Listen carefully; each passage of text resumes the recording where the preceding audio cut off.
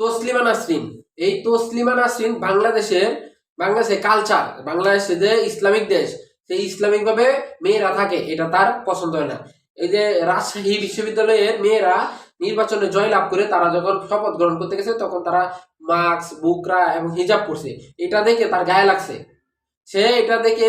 সে post করছে যে যারা এগুলা রাজশাহী বিশ্ববিদ্যালয়ের মেয়েরা যারা পাস করে হিজাব করে শপথ গ্রহণ করছে তাদের মাথায় নাকি গোবর।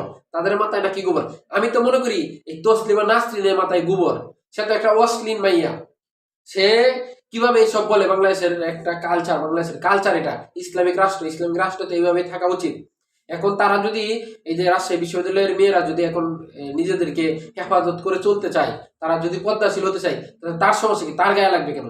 সে চায় যে বাংলাদেশের সব মেয়েরা ওর মতো খারাপ হবে, ওর মতো খোলামেলা থাকবে। ও তো এখন ভারতে থাকে, ভারতে আশ্রয় নিছে। ও বাংলাদেশে আসলে তো এখন ওর রক্ষা নাই।